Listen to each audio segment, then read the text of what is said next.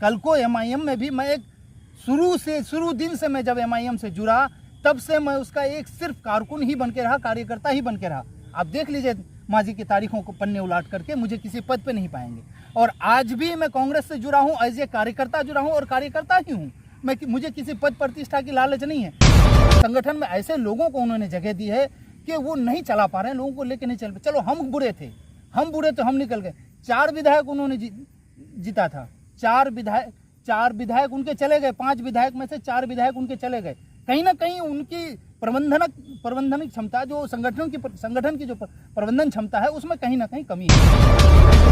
आप विधानसभा की तैयारी कर रहे थे और उसके जस्ट 1 साल या 2 साल बाद पंचायत चुनाव है और उसमें आपने एंट्री की और फिर आप मुखिया का चुनाव लड़ते और उसमें भी हार जाते। तो जो व्यक्ति मुखिया का चुनाव हार जाए तो क्या MIM पार्टी उसे विधानसभा का टिकट किस बिना पर देती?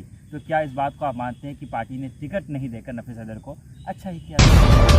बिल्कुल नेक नियति से काम को करते हैं और नेक नियति के साथ साथ पूरी दयानतदारी से करते हैं और अपने आप को हाजिर नाजिर, खुदा को हाजिर नाजिर जान करके हक की तरफ ये काम को करते हैं। इनके अभी कांग्रेस में किस पद पर है आप? देखिए, पद प्रतिष्ठा कोई मायने नहीं रखता है। मैं तो मुखिया का चुनाव लड़ा, 669 वोट लाया, वो भी मजबूत लोगों के साथ। और आप जानते हैं उन्होंने मुझे नजरअंदाज करके जिसको टिकट दिया उनकी क्या हालात थे, जरा गौर कीजिए मोहतरम। 2017 के चुनाव में कितना वोट लाया? 170 वार्ड काउंसिलर के चुनाव में। मैं सोचता हूँ मैं बहुत खुशनसीब हूँ क्यों ऐसा नेता के साथ काम करने का मौका मिल रहा है जिसकी नीयत में जर्रा बराबर भी कमी नहीं है। नेक नियति बहुत जरूरी है। नेक नियति के साथ काम करते हैं और पूरा वक्त देते हैं लोगों के, और लोगों के लिए फिक्रमंद है कि मणिमाणिक महंगे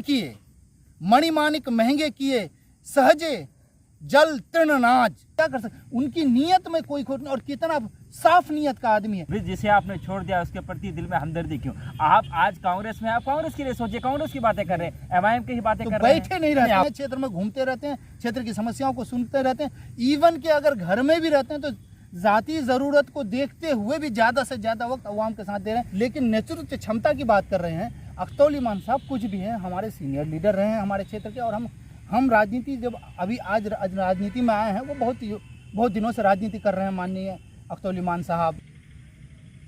सलाम आदाब, मैं रमीज़ रेज़ा। आप देख रहे हैं द गगन टॉप।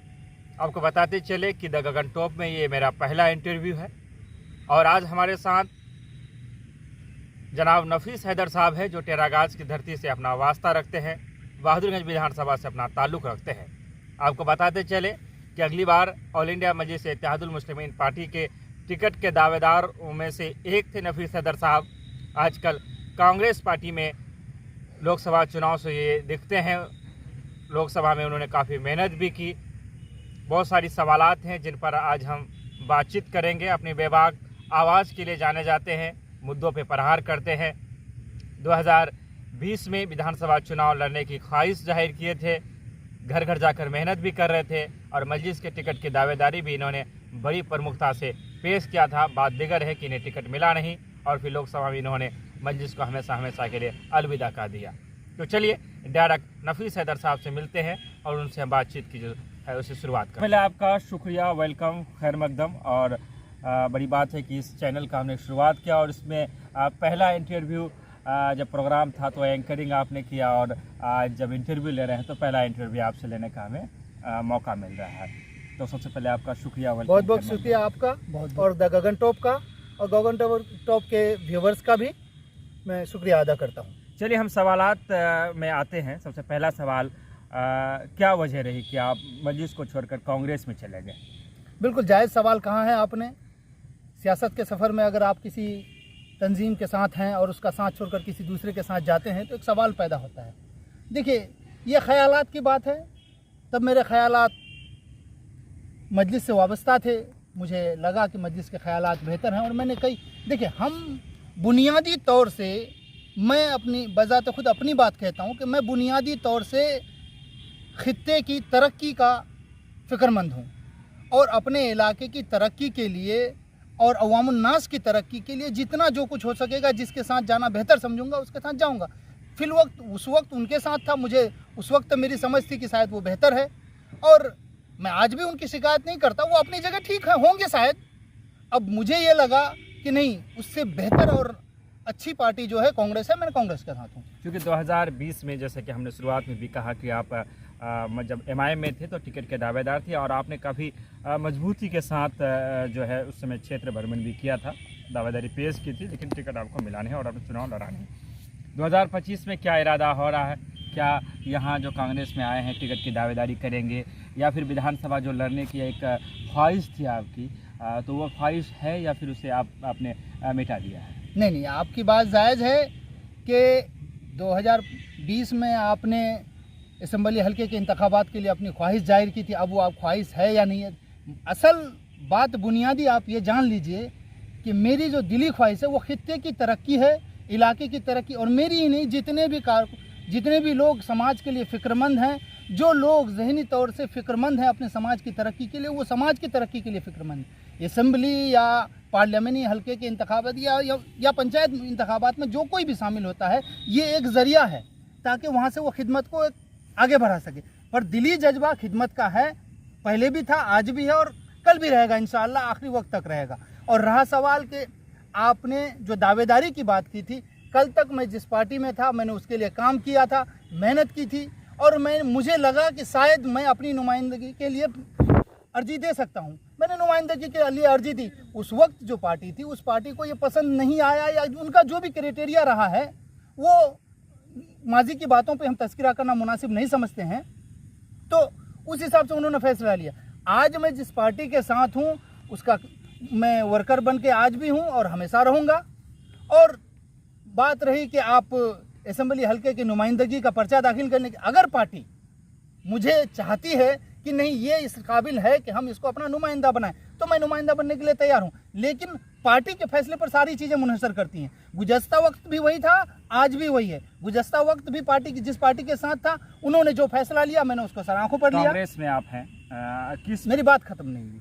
और आज भी मैं जिस पार्टी के साथ हूँ उसके वो जो हुक्म करेगी मैं उसके लिए तैयार हूँ। अगर वो कहती है चुनाव लड़ने के लिए मुझे, अगर मेरी तरफ उम्मीदवारी की तरह देखती है और मुझे उम्मीदवार बनाती है, तो इंशाल्लाह पूरे जोश और खरोश से और जितनी ताकत से लड़ा, उसमें नुमाइंदगी के लिए पर्चा दाखिल किया था, जितना जोश और खरोश से उस पार्टी का प्रचार प्रसार किया था, उससे कहीं ज़्यादा मजबूती से इस पार्टी के प्रचार प्रसार में भी लगाऊंगा और इलेक्शन लड़ूंगा, अगर पार्टी चाहती है तो। अभी कांग्रेस में किस पद पर है आप? देखिए, पद प्रतिष्ठा कोई मायने नहीं रखता है। मैंने तब भी कहा था, अब भी कहता हूं कि मैं एमआईएम में भी एक कारकुन था, मैं एमआईएम में भी किसी पद पे नहीं था। इस बात की वजाहत मैं कर देना बेहतर समझता हूं। मैं कल को एमआईएम में भी, मैं एक शुरू दिन से मैं जब एमआईएम से जुड़ा तब से मैं उसका एक सिर्फ कारकुन ही बन के रहा, कार्यकर्ता ही बन के रहा। आप देख लीजिए माजी की तारीखों को पन्ने उलाट करके, मुझे किसी पद पे नहीं पाएंगे। और आज भी मैं कांग्रेस से जुड़ा हूँ, एज ए कार्यकर्ता जुड़ा हूँ और कार्यकर्ता ही हूँ। मुझे किसी पद प्रतिष्ठा की लालच नहीं है। संगठनिक पद पे अगर पार्टी जिम्मेदारी देगी तो मैं उसको वहन करने के लिए तैयार हूँ। अदरवाइज मेरे तरफ से कोई जोर जबरदस्ती नहीं है। मैं पद लोलुपता की तरफ नहीं हूँ कि मुझे पद चाहिए ही चाहिए, मुझे मर्तबे की ख्वाहिश नहीं है। ये सवाल भी हो जाना चाहिए कि आप कुछ दिन एमआईएम के साथ रहे, आज कांग्रेस के साथ है। उससे पहले भी अगर जहाँ तक मैं आपको जान पा रहा हूँ कि राजनीति से बहुत पहले से आप जुड़े हुए रहे हैं। पहले आप अमानुल्लाह, क्या नाम, परवीन अमानुल्लाह के भी बहुत करीबियों में से आप रहे और उनके पोस्ट पास की वजह से जब हम लोग राजनीति में सक्रिय नहीं थे तब से आप हैं। तो मैं एक शॉर्ट में जानना चाहूँगा कि कांग्रेस और एमआईएम और जो परवीन अमानुल्लाह, इन तीनों को अगर कंपेरिजन करें तो किसके बारे में क्या इजहार ख्यालात है नफीस हैदर का? देखिए, सबसे पहली बात यह है कि मोहतरमा परवीन अमानुल्लाह जी जो इस दुनिया में नहीं है, अल्लाह उनको जन्नत नसीब करे। वो मेरी मेंटर थी। उन्होंने सियासत को मुझे समझाया, मैं उनके पास सीखा। वो उस वक्त आम आदमी पार्टी में थी और मैं उस हिसाब से उनसे जुड़ा हुआ था। और दूसरी चीज़, उनके बाद जब उनकी तबीयत नासाज रहने लगी तो मैं यहाँ आया और एमआईएम पार्टी से जुड़ा और कांग्रेस से जुड़ा। उसके बाद कांग्रेस से जुड़ा। देखिए, सभी पार्टियों की विचारधारा, मैं किसी पार्टी की विचारधारा पे सवाल नहीं कर सकता, सबकी अपनी अपनी विचारधारा है। लेकिन दिक्कत अगर है तो मैनेजमेंट कमेटी में है। मैं तब भी कह रहा हूँ, आज भी कह रहा हूँ, कल भी मैंने कहा था कि असदुद्दीन नबी साहब बेहतर लीडर हैं और हो सकता है अख्तरुल ईमान साहब भी बेहतर लीडर हैं, मुझको कोई दिक्कत नहीं है। लेकिन उनके इंतज़ामिया में दिक्कत है। और रहा सवाल, कांग्रेस तो सर्वदा ही अच्छी पार्टी रही है, हमेशा से अच्छी पार्टी रही है, इसका नियम ही अच्छा। और हिंदुस्तान की बुनियाद को बनाने में कांग्रेस का सबसे अहम रोल है। इसलिए कांग्रेस सबसे बेहतर पार्टी। अगर महागठबंधन की बात करें तो जो जिस विधानसभा से आप हैं, जिस विधानसभा के लिए आप चाहते थे कि मैं वहाँ से चुनाव लड़ूँ, कभी आपने विधानसभा लड़ने की सोच रखी थी, वहाँ पर आपके हालांकि MIM से जीते थे लेकिन आज राजद में है, और राजद और कांग्रेस चूँकि एक गठबंधन में है, तो बहादुरगंज विधानसभा के जो मौजूदा विधायक हैं उनको लेकर चूँकि आप लड़ना चाहते थे, एक तरह से आप उनका प्रतिद्वंदी हुए, तो जो पहले आप अलग अलग धुरी थे लेकिन आज आप लोग का एक कुनबा बोल सकते हैं, गठबंधन है, तो उनके बारे में क्या इजहार ख्याल है आपका? देखिए, एक बात तो को वाजे कर दूं, जब वो विधायक बने थे तब भी मैं उसी पार्टी में था, आज जब वो विधायक हैं तब भी मैं उसी पार्टी में हूँ। तो अनजान नेमी साहब के कार्यकाल के बारे में क्या है, व्यक्तिगत तौर से तो नहीं कह सकते हैं, काम किए हम पब्लिक के बीच में जाएंगे, पब्लिक की जो राय होगी वो मेरी राय है, बाकी वो काम तो कर ही रहे हैं। और हाँ, एक बात और कह देते हैं, ये महागठबंधन के जितने विधायक हैं सारे इस बार फिर भी सारे के सारे इस बार पुनरावृत्ति, सारा सीट पुनरावृत्ति होगा, सारा सीट जीतेंगे महागठबंधन इस बार, और पूरी ताकत के साथ जीतेंगे। और रहा सवाल व्यक्तिगत प्रत्याशियों के बारे में, तो आप जानते ही हैं कौन कैसा है नहीं है, उसके बारे में पब्लिक विचार करेगी, और हम पब्लिक के बीच में अभी गए नहीं हैं, पब्लिक की क्या राय है इन लोगों को लेकर, इनकी राय ली जाएगी। आपने शुरुआत के समय में कहा कि हम जनता, आपने कहा उर्दू का कुछ शब्द था कि अवाम की जो सोच होती है, अवाम की तरक्की कैसे हो, उनको लेकर हम पार्टियां बदलते हैं या हमारा कोई डिसीजन आता। अभी आप कह रहे हैं कि हम अवाम के बीच गए नहीं हैं, तो कब जाएंगे अवाम के बीच? नहीं, अवाम के बीच तो हम हैं ही। आपके सवाल के लिहाज पे मैंने जवाब दिया है कि अभी के बारे में आगे की क्या रणनीति होगी, तो भाई पार्टी, हम गठबंधन के साथ है, पार्टी जो फैसला लेगी पार्टी के साथ हम हैं, लेकिन अवाम का खिदमत ही तो मकसद है ना। अवाम जो चाहेगी उस हिसाब से फैसला लिया जाएगा। एक नई पार्टी बहुत तेजी से बिहार में अपना पैर पसार रही है, आप समझ रहे होंगे मैं जनस्वराज की तरफ आपको ले जाना चाह रहा हूँ। जनस्वराज क्या लगता है, तरह तरह की बातें आ रही है, जो सेकुलर वोट जो है, जो कि महागठबंधन के खाते में अक्सर सेकुलर वोट पे जनस्वराज भी काफ़ी डोरे डाल रही है, क्या लगता है आने वाले विधानसभा चुनाव में इसका कोई असर पड़ेगा? देखिए, जनस्वराज के फाउंडर जो प्रशांत किशोर जी हैं, वो कहते हैं कि भले नरेंद्र मोदी जी को प्रधानमंत्री उन्होंने बनाया, उनका कहना है कि माननीय नीतीश कुमार जी को मुख्यमंत्री उन्होंने बनाया, उनके कहने के मुताबिक, उनके कथन के मुताबिक। जब सबको वो बनाया तो फिर वो खुद बनने के लिए क्यों आए हैं? चाणक्य कभी चंद्रगुप्त नहीं बन सकता। अगर चाणक्य चंद्रगुप्त बनना चाहता है तो कहीं मनसा में उसकी खराबी है, कहीं उसकी नीयत में खोट है।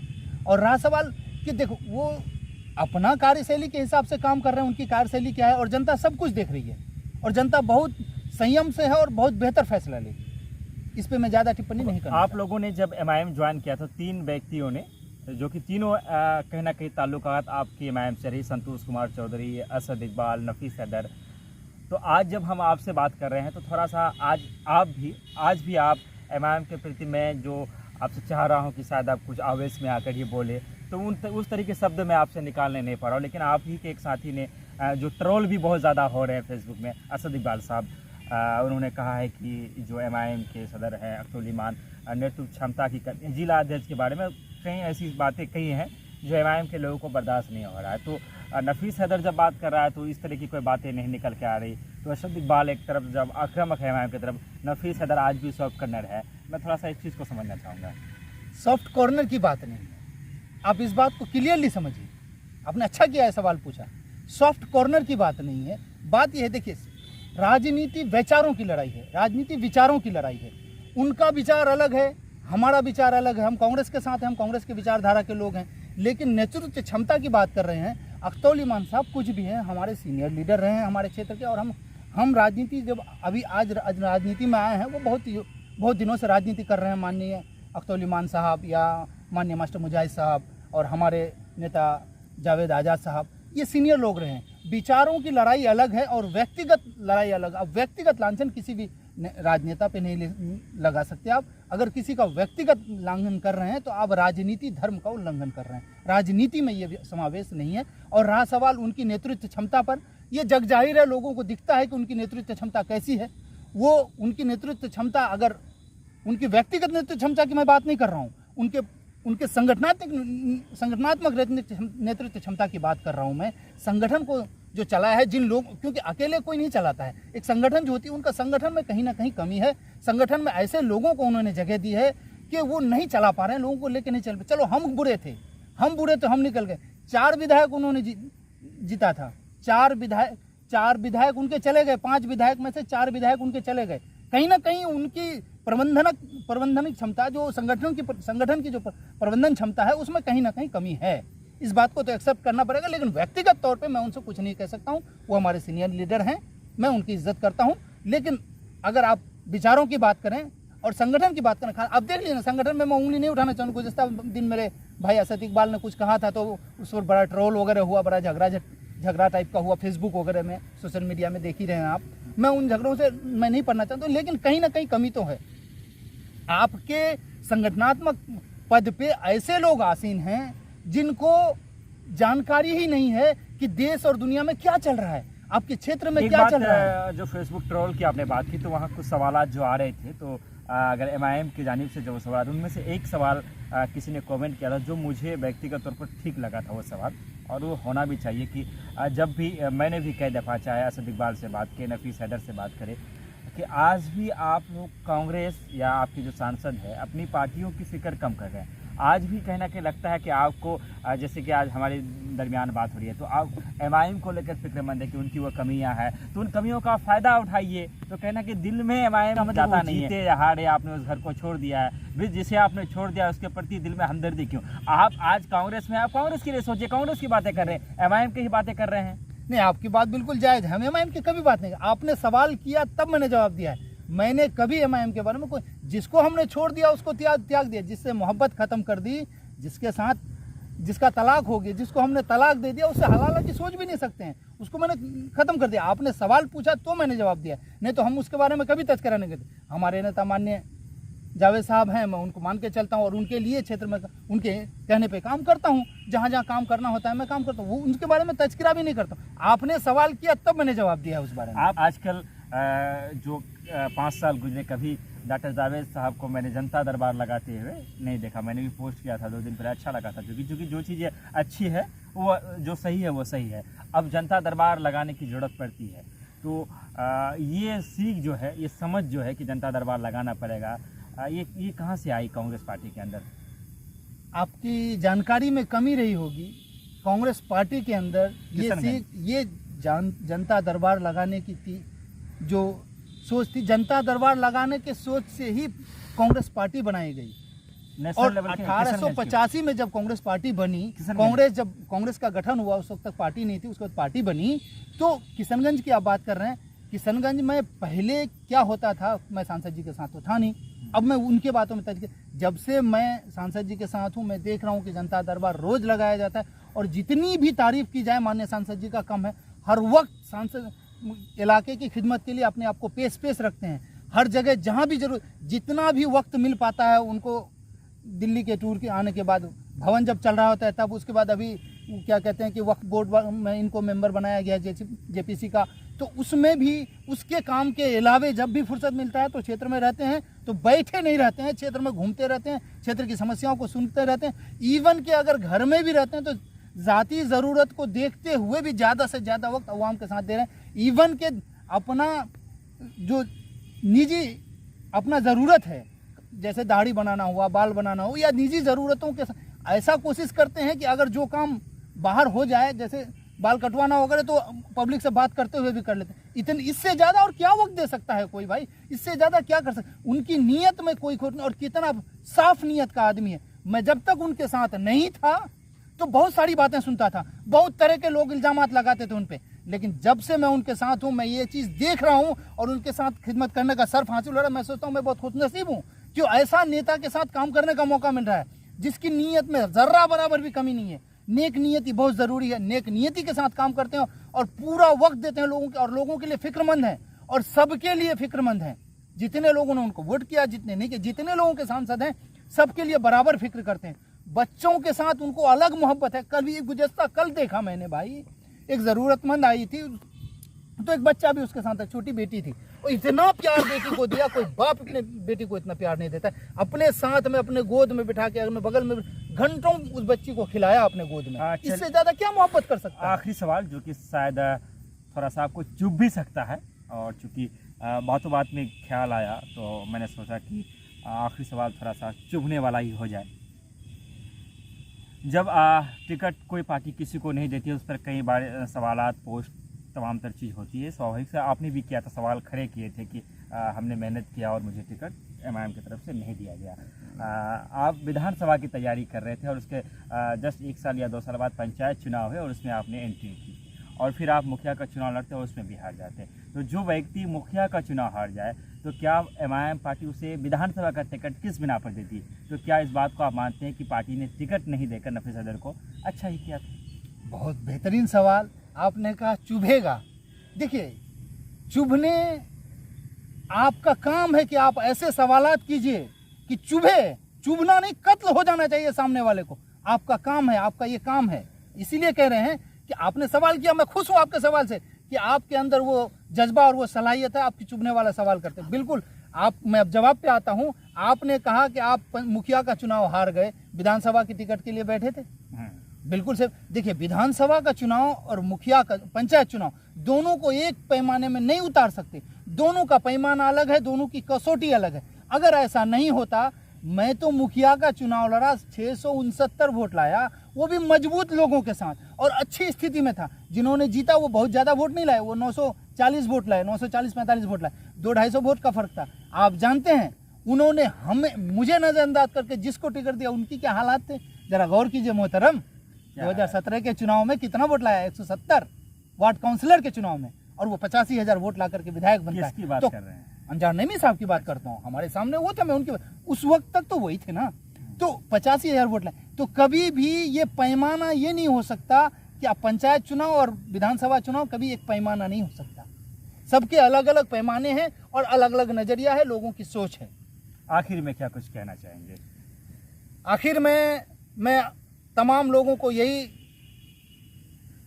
कहना चाहूँगा कि मेरी तरफ से मुअद्दबाना गुजारिश है आपसे, तमाम हिंदू मुस्लिम सभी भाइयों को, कि इस तहजीब में मिल के रहिए। हमारी गंगा जमनी तहजीब है, इसको ज़िंदा रखिए। कुछ दिनों पहले हमारे इलाके में गिरिराज सिंह आकर जो कह के गए थे कि वो अभी एक यात्रा कर रहे थे, हिंदू स्वाभिमान यात्रा। अपनी स्वाभिमान की यात्रा कीजिए, लेकिन कहीं आप किसी को बांट नहीं सकते हैं। वो आकर के हमें ये कह के गए कि भाई यहाँ दुर्गा पूजा में पंडाल लगाने नहीं दिया। उनका एक मंत्री है, क्या नाम है उनका, प्रदीप सिंह, नहीं नाम उनका भूल रहे हैं, जो भी नाम है, उन्होंने कहा था कि हाँ बबलू जी, नीरज बबलू जी कह रहे हैं कि भाई यहाँ पंडाल लगाने नहीं दिया जाता। भाई साहब आप आइए सीमांचल, देखिए कितनी मोहब्बत है यहाँ, हिंदू मुस्लिम एक बन के रहते हैं। अगर आप नहीं होता तो मेरे बारे में पता कर लीजिए, मैं कितना मिल के रहता हूँ। आज मैं और मेरा दोस्त संतोष भाई एक जगह खाना खाते हैं, एक जगह रहते हैं। आप मेरे गांव में चले जाइए, विनोद भाई लोग हैं, तिलक चाचा लोग हैं। जब नदी कटाव में उनका घर डूब रहा था तो यही नफीस हैदर ने अपना ज़मीन लेके खड़ा होकर के कहा कि आइए आप मेरी ज़मीन पर घर बनाइए। और जो भी रकम है उन्होंने ऐसे मुफ्त में नहीं लिया है, उनकी जो रकम है अदा की, लेकिन वक्त पे खड़ा मैं हुआ। तो ये गंगा जमनी तहजीब कभी टूटने वाली नहीं है, ये बन के रहेगी और हमेशा रहेगी। और मैं एक बात और कह देना चाहूँगा, ये जो भारतीय जनता पार्टी वाला तोड़ कर राजनीति करना चाहता है, हमें बांट कर राजनीति करना चाहता है, हम बात की राजनीति नहीं करने देंगे।